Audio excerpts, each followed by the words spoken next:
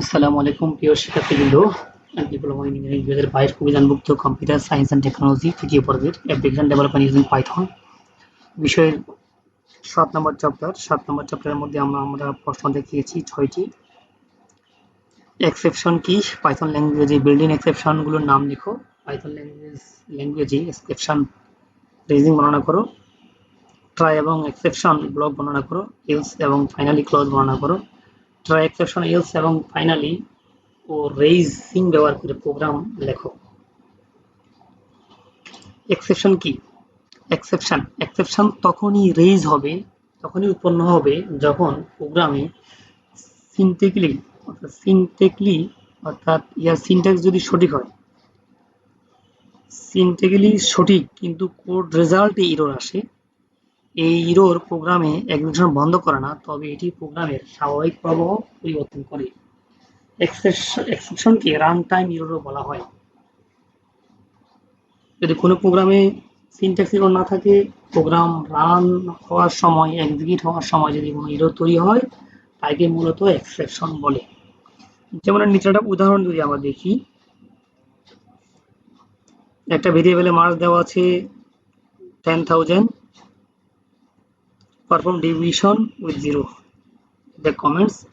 আমরা যদি a সমান মার্ক ডিভাইড বাই 0 দেই, যদি আমরা কোনো সংখ্যাকে 0 দ্বারা ভাগ করতে চাই, ভাগ করার পরে ফলাফলকে যদি প্রিন্ট করতে চাই, আমরা জানি 0 দ্বারা কোনো সংখ্যা ভাগ করা যায় না, ভাগ করতে সেক্ষেত্রে ম্যাথমেটিক্যালি এরর আসে। সেক্ষেত্রে আউটপুটে আসবে এরকম, traceback most recent call last file number, অর্থাৎ location 5 number line, module a equal to mark divide by 0 division error divide by 0। অর্থাৎ এখানকার এররটা হচ্ছে, এখানে একটা এক্সেপশন তৈরি হচ্ছে, যেটা হচ্ছে এক্সেপশন রেজ হচ্ছে, যেটা হচ্ছে 0 ডিভিশন এরর, ডিভিশন বাই 0, অর্থাৎ 0 দিয়ে কোনো সংখ্যা ভাগ যায় না, আমরা জানি। উপরের উদাহরণে 0 ডিভিশন এরর রেজ হয়েছে কারণ আমরা একটি সংখ্যাকে 0 দ্বারা ভাগ করার চেষ্টা করেছি।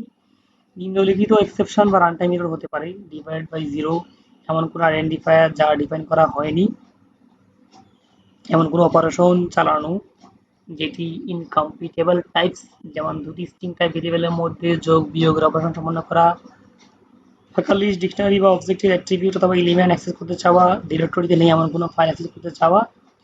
এক্সেপশন হলো পাইথনের সকল এক্সেপশন বেস ক্লাস যা পরবর্তী অনুচ্ছেদে আলোচনা করা হয়েছে। এক্সেপশন হচ্ছে সকল পাইথন এক্সেপশনের বেস ক্লাস। পাইথন ল্যাঙ্গুয়েজে বিল্ট ইন এক্সেপশনগুলির নাম লেখো। পাইথন এক্সেপশন হ্যান্ডলিং করার জন্য যে সকল এক্সেপশন ক্লাস পাইথন ডেভেলপার্স কর্তৃক যুক্ত আছে, যা ব্যবহার করে পাইথন এক্সেপশন রেইজ করা হয়, তাদেরকে বিল্ট ইন এক্সেপশন বলে। পাইথন এক্সেপশন হায়ারার্কিতে কয়েক ডজন বিভিন্ন এক্সেপশন রয়েছে, যা মুষ্টিময় গুরুত্বপূর্ণ বেস ক্লাস টাইপ হিসেবে বিস্তৃত।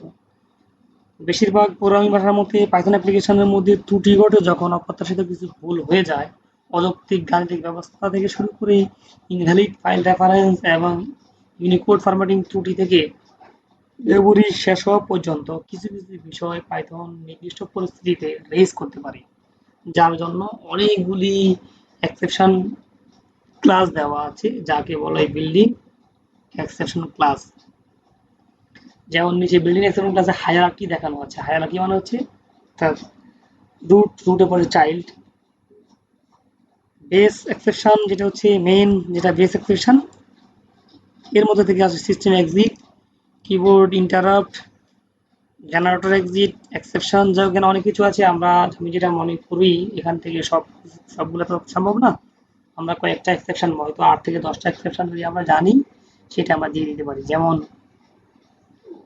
Floating point error, arithmetic error, overflow error, 0 division error, যেটা আমাদের পূর্বের উদাহরণে ছিল, assertion error, input output error,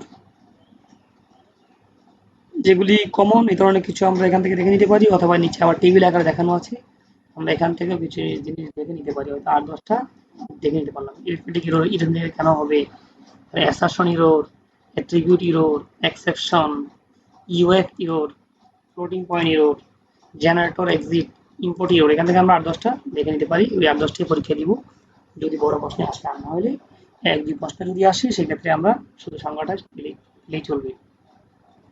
উপর উল্লেখিত এক্সেপশনের মাধ্যমে মূলত প্রোগ্রামের এক্সেপশন রেজ করা হয়। পাইথন ল্যাঙ্গুয়েজে এক্সেপশন রেজিং বর্ণনা, কিভাবে এক্সেপশন রেজ করা হয় তার বর্ণনা দেওয়া আছে এখানে। যদি প্রোগ্রামে এক্সেপশনের সত্য ঘটে তবে পাইথন ডেভেলপার্স এক্সেপশন রেজের মাধ্যমে থ্রো করে। রেজ একটি পাইথনের কিওয়ার্ড যার সাহায্যে পাইথন এক্সেপশনের কাজ করা হয়। নিম্ন একটি প্রোগ্রামের মাধ্যমে রেজের ব্যবহার দেখানো হলো। রেজ একটি ইরোর এবং যখন x এর মান 0 থেকে ছোট হলে প্রোগ্রাম বন্ধ করবে। যেমন x এর মান -1 if x less than or equal less than 0, যদি x এর মান 0 থেকে ছোট হয় তবে raise exception sorry no number below 0। x এর মান যখনই 0 থেকে ছোট হবে তখনই একটি এক্সেপশন রেজ করবে। আউটপুটে আসতেছে raise exception sorry no number below 0। Raise কিওয়ার্ডের মাধ্যমে এক্সেপশন রেজ করা হয়। এর মাধ্যমে কি ধরনের ইরো রেজ হবে এবং ব্যবহারকারী টেক্সটটি কি প্রিন্ট করবে তা নির্ধারণ করা যায়। নিচের প্রোগ্রামে x এর মান শুধু ইন্টিজার দিতে হবে। x এর মান এখানে দেওয়া আছে string. If not type x is integer, raise type error only integer are allow. এখানে দেখাচ্ছে টাইপ ইরোর হচ্ছে অনলি ইন্টিজার আর অ্যালাউ। এই ধরনের আরেকটা কন্ডিশন দেখানো আছে, সেটাও আমরা দেখে নিতে পারি। এরপর হচ্ছে অ্যাসারশন। যদি আমার অ্যাসারশনটা এখানে সিলেবাসে বলা নাই, তারপরে অ্যাসারশনটা খুব বেশি ব্যবহার করা হয়। অ্যাসারশন ব্যবহার করার জন্য অ্যাসার্ট কিওয়ার্ড ব্যবহার করা হয়।